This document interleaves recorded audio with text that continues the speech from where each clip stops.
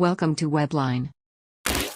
लूतिंग Shao Jiang Moya से कहता है कि तुम्हारी माँ को क्या पता है कि तुम दूसरों की विंडो में सीढ़ी लगाकर ऐसे झांकते हो। वो कुछ नहीं बोलता। लूतिंग शाओ कहता है कि जाने से पहले यह सब कुछ साफ कर देना। तो जियांग मोये उसे जीप निकाल कर दिखाता है। लूतिंग शाओ जब पीछे मुड़ता है तो वो डर जाता है। निंगशी घर के अंदर थी। वो न्यूज़ देख रही थी। न्यूज़ में उसके खिलाफ बहुत बुरी बुरी बातें लिखी गई थी जो कि चिंग ने ही लिखी थी। उस आर्टिकल में ये लिखा था कि प्रिंस कोई ने निंगशी की हेल्प की है। जब निंगशी प्रिंस कोई का नाम वेबो पर सर्च करती है तो वो तो लूजिंगली ही था।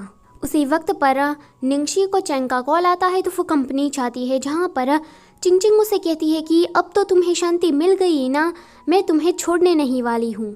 निंगशी कहती है कि हर वक्त बस एक लाइन, कुछ नया नहीं बोल सकती।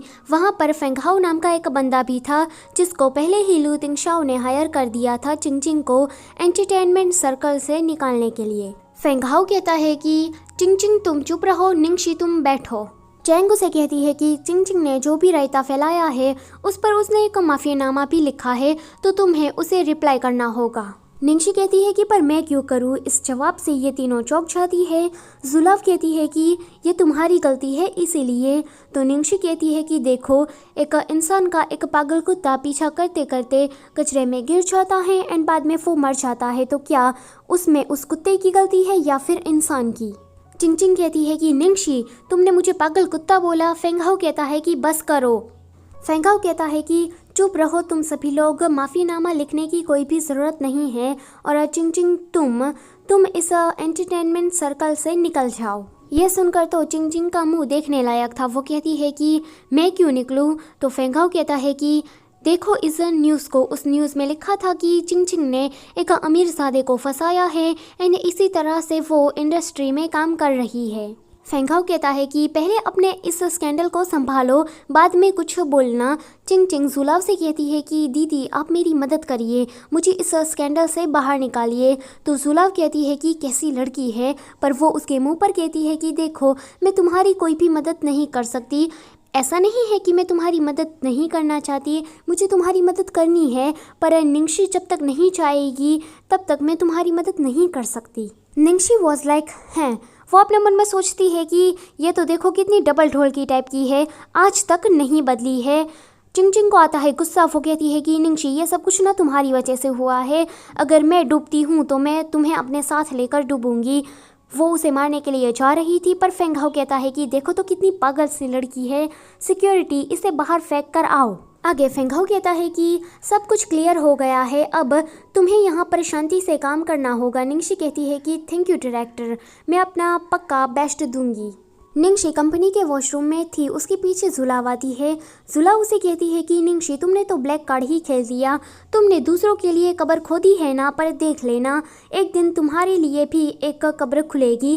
5 साल पहले क्या हुआ था वो क्या तुम भूल गई हो। निंगशी कहती है कि वो मैं कैसे भूल सकती हूँ, और 5 साल पहले जो कुछ भी हुआ था मेरे ख्याल से लोगों को ये बात पता लगनी चाहिए। जुलाव डर कर कहती है कि निंग फैमिली की असली बेटी मैं हूँ और सुयान की वाइफ भी मैं ही हूँ, तुम नहीं हो।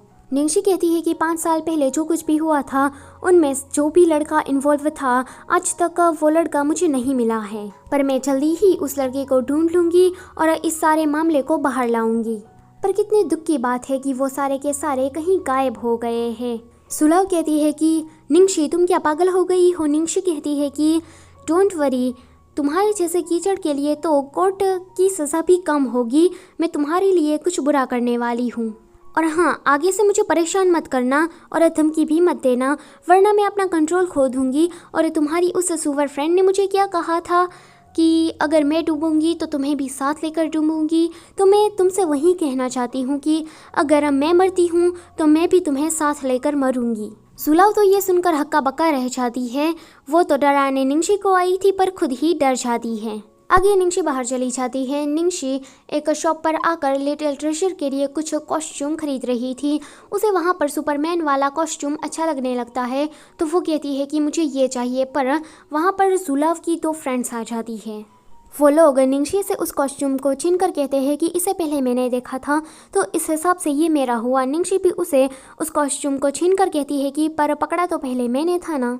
निंगशी का इतना बदला बदला रूप देखकर वो दोनों बातें करने लगती है कि ये तो निंगशी है ना, इसे तो निंग फैमिली ने निकाल दिया था। तो दूसरी कहती है कि हाँ सही कहा, मुझे तो अपने आंखों पर विश्वास नहीं हो रहा कि निंगशी इतनी बदल गई है। मैंने तो ये भी सुना था कि सुयन के साथ इसका मैरिज होने वाला था, पर इसका रेप हो गया, जिस वजह से सुयन ने इसे छोड़ दिया है।